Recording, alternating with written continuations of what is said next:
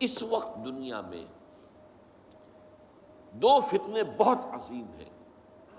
اور بدقسمتی سے دونوں کو بڑا فروغ حاصل ہو رہا ہے، اور دونوں کا تعلق حضور صلی اللہ علیہ وسلم کی شخصیت سے۔ ایک ہے ختم نبوت کی مہر توڑنے والا فتنہ، نئی نبوت کا دعویٰ۔ یہ ہمارے اس دور میں کچھ عرصے پہلے ایران میں ایک شخص بہاء اللہ اٹھا، اور بہائی آج بھی دنیا میں موجود ہے اور مسلمان ممالک میں موجود ہیں، اور ان کے جو ہے وہ اپنے دفاتر ہوتے ہیں، ان کے جو ہے لائبریریز ہوتی ہیں، ان کے ریڈنگ رومز ہوتے ہیں، اور ویسٹ میں تو بہت بہاء اللہ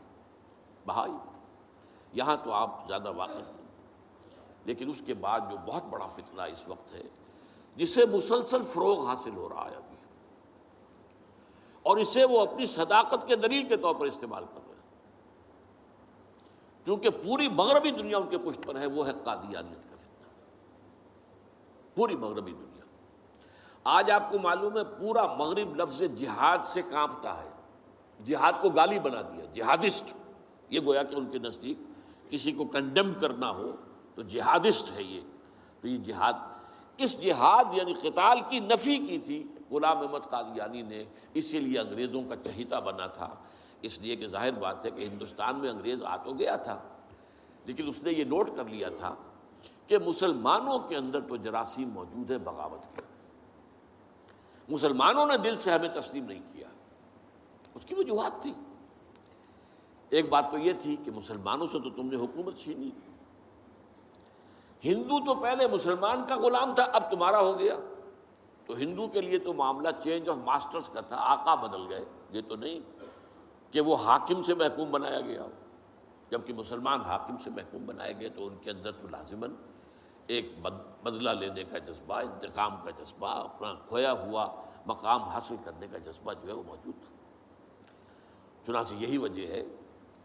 کہ حضرت سید احمد شہید بریلوی رحمۃ اللہ علیہ کی تحریک چلی، اگرچہ بہرحال مشیت ایز دی اور کچھ ان کی بھی اجتہادی غلطی سے وہ ناکام ہو گئے، دنیاوی اعتبار سے بالا کوٹ میں شہید ہو گئے، لیکن یہ ہے کہ اس نے ایک سور پھونک دیا تھا مسلمانوں کے اندر جہاد کا۔ ان کے بعد بھی طویل عرصے تک اس علاقے کے اندر انگریزوں کے خلاف جو ہے وہ جہاد جاری رہا ہے، مسلسل جاری رہا ہے۔ اور اس کے بعد آپ کو معلوم ہے کتنے ہی علماء تھے جو پھانسی چڑھائے گئے ہیں، جن کو جو ہے کالا پانی بھیجا گیا ہے کہ علماء نے اس کو جو ہے دارالحرب قرار دے دیا، اور دارالحرب کے اندر رہتے ہوئے مسلمان کے لیے فرض ہوتا ہے کہ وہ اس دارالحرب کو جو دارالاسلام بنانے کی جدوجہد کریں۔ یہی وجہ ہے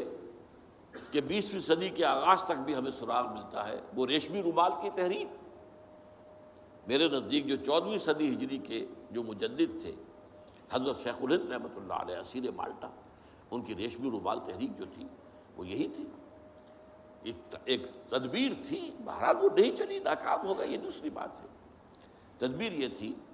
کہ ادھر ترکوں سے کہا جائے اس وقت تک ابھی خلافت عثمانیت باقی تھی، یہ تو 1924 میں ختم ہوئی ہے، اور یہ میں بات کر رہا ہوں 1915 کی، کہ وہاں کسی کو بھیجا جائے کہ ادھر سے ترک جو ہے وہ حملہ آور ہو، افواج آئیں، اور ادھر افغانستان بھیجا جائے کسی کو، وہاں سے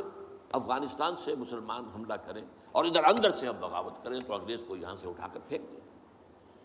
لیکن بات جو تھی، پھر میں کہوں گا مشیت ایسی کا بھی معاملہ ہوتا ہے۔ حضرت شیخ الہند خود گئے تھے ترکی سے مدد لینے کے لیے، پہلے وہاں حجاز گئے، اس لیے کہ حجاز میں ابھی مدینہ منورہ میں ترک گورنر موجود تھا، ابھی جو ہے وہ شریف حسین جو تھا جس نے بغاوت کی تھی ترکوں کے خلاف، مکے پر تو اس کا قبضہ تھا، مدینے پر نہیں تھا، تو وہاں گورنر جو ہے ترکی کے خلافت عثمانیہ کے موجود تھے، ان سے ملاقات کی اور آگے جانے کا فیصلہ بھی تھا۔ لیکن اسی اثناء میں مخبری ہو گئی، اور شریف حسین والی مکہ نے، جس کی یہ نسل ابھی تک چل رہی ہے، یہ جو اردن کا بادشاہ بیٹھا ہوا یہ اسی کا پڑ پوتا سمجھ لیجئے، یا پڑ پوتا یا سگڑ پوتا، یہ وہ نسل ہے ہاشمی، ہاشمائٹ۔ تو اس نے حضرت شیخ الہند کو گرفتار کر کے اور چاندی کی تشتری میں رکھ کر انگریز کو پیش کر دیا، یہ آپ کا باغی یہاں پر آ کر اور آپ کے خلاف سازشیں کر رہا ہے۔ اور دیکھیے انگریز انہیں کہاں لے گیا، مالٹا، میڈیٹرینین سی کا ایک جزیرہ، بحیرہ روم کا، آخر ہندوستان میں بھی تو واپس لا سکتا تھا، ہندوستان کی کسی جیل میں نہیں۔ اقبال کے نفس سے ہے لالے کی آگ تیز، ایسے غزل سرا کو چمن سے نکال دو، تو وہاں رکھا ہے انہیں 4 سال وہاں پر وہ، اور ٹی وی جو ہے وہ اپنی آخری حد کو پہنچی ہے تو چھوڑا ہے کہ ہماری اگر قید کے اندر یہ انتقال ہو گیا ان کا تو پھر طوفان اٹھ جائے گا۔ تو ایک فتنہ تو یہ ہے جو ختم نبوت کا، چونکہ اس قتال کے خلاف فتویٰ دیا تھا، دین کے لیے حرام ہے اب دوستو قتال، قتال فی سبیل اللہ ختم ہو گیا، لہذا انگریزوں نے ان کا چہیتا بنا، ان کے فتنے، آج بھی پورا ویسٹ جو ہے یورپ میں، امریکہ میں، انگلینڈ میں آج کل ان کا مرکز ہے، اور ان کے خطبے جو ہیں اس کے امام جو کہلاتا ہے خلیفہ، وہ آپ کو معلوم ہے کہ وہ سیٹلائٹس کے اوپر جو ہے وہ نشر ہوتا ہے۔ دوسرا فتنہ جو ہے جو اپنی تاثیر کے اعتبار سے اس پہلو سے اس سے بھی زیادہ خطرناک ہے کہ وہ زیادہ پھیل رہا ہے اور اس کا ادراک اور احساس نہیں ہے۔ ختم نبوت کا معاملہ تو ایسا ہے جو اتنا واضح ہے، کسی کا نبوت کا دعویٰ کرنا اتنا واضح ہے کہ ہر مسلمان سمجھ لے گا کہ واقعی وہ تو دائرہ اسلام سے خارج ہو گئے، اور جو اسے مانے وہ دائرہ اسلام سے خارج۔ چنانچہ یہ فیصلہ جو ہے ہمارے ہاں آپ کو معلوم ہے سرکاری سطح پر، حکومتی سطح پر، ریاست کی سطح پر، پارلیمنٹ نے طے کیا کہ قادیانی خواہ وہ ربوائی ہے اصل قادیانی، خواہ وہ لاہوری ہے جو لاہوری احمدی اپنے آپ کو کہتے ہیں، وہ دونوں دائرہ اسلام سے خارج ہیں۔ لیکن یہ دوسرا فتنہ وہ ہے کہ جو اندر ہی اندر جیسے دیمک جو ہے لکڑی کو کھا جاتی ہے، ان کا یہ فتنہ ہے انکار حدیث کا فتنہ۔ قرآن مانیں گے، قرآن کو سمجھیں گے، حدیث ہاں ٹھیک ہے، حدیث اپنی جگہ ہے، اس میں اخلاقی تعلیمات جو ہیں ان کو ہم سر سے سینے سے لگائیں گے، لیکن مطاع جو ہے حضور کی ذات صرف اپنے زمانے کے لیے تھی، بات کے لیے نہیں۔ میں نے جو آج آپ کو آیات سنائی تھی، قل اطیعوا اللہ واطیعوا الرسول، اے نبی کہہ دیجئے اطاعت کرو اللہ کی اور اطاعت کرو رسول کی صلی اللہ علیہ وسلم۔ فَإِن تَوَلَّوْا، پھر اے نبی اگر یہ پیٹھ موڑ لے، فَإِنَّمَا عَلَيْهِ مَا حُمِّلَ وَعَلَيْكُمْ مَا حُمِّلْتُمْ، تو ان سے کہہ دیجئے، انہیں یہ بات بتا دیجئے کہ جو ذمہ داری ہم نے ڈالی اپنے رسول پر وہ اسی کے مسئول ہوں گے، جو ذمہ داری تم پر پڑی ہے اس کے مسئول تم ہوگے۔ وَإِن تُطِيعُوهُ تَهْتَدُوا، اور اگر تم ان کی اطاعت کرو گے تبھی تم ہدایت پر ہوگے۔ دوسرا سورۃ تغابن کی آیت میں نے آپ کو سنائی تھی، وَأَطِيعُوا اللَّهَ وَأَطِيعُوا الرَّسُولَ فَإِن تَوَلَّيْتُمْ فَإِنَّمَا عَلَىٰ رَسُولِنَا الْبَلَاغُ الْمُبِينُ، اطاعت کرو اللہ کی، اطاعت کرو رسول کی صلی اللہ علیہ وسلم۔ پھر اگر تم نے پیٹھ موڑ لی تو جان لو کہ ہمارے رسول پر تو صرف پہنچا دینے کی ذمہ داری تھی، آگے تم مسئول ہو کہ تم تک جو پہنچا دیا گیا تھا پیغام تم نے اسے قبول کیوں نہیں کیا۔ یہ جو اطاعت رسول ہے یہ دائمی ہے، یہ ایسا نہیں ہے کہ صرف حضور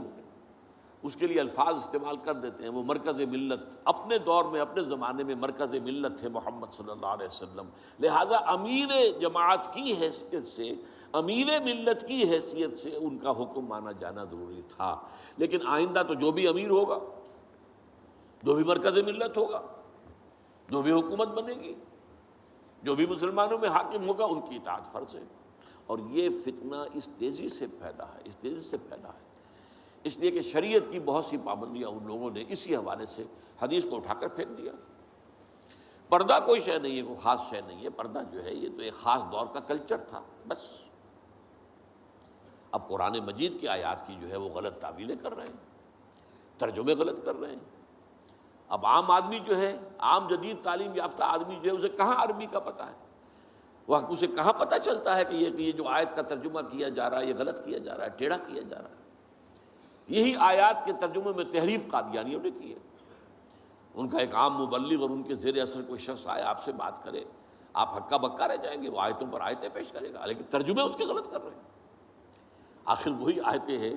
جو 1400 برس تھے مسلمان جو ہیں صحابہ سے لے کر اور ہمارے دور تک علماء پڑھتے آئے ہیں، ان کا ترجمہ انہوں نے کیا۔ تو یہاں پر بھی یہ ہے کہ وہ تعویلیں غلط کرتے ہیں، اور ایسی ایسی تعویلیں کہ ذرا سے بھی عقل اگر ہوتا کیا ہے، انسان کی مت ماری جاتی ہے۔ کسی خاص معاملے میں آپ کسی شخص سے متاثر ہو گئے، اب اس کی ہر بات آپ قبول کرتے جائیں گے، اس پر جو ہے تنقیدی نگاہ نہیں ڈالیں گے،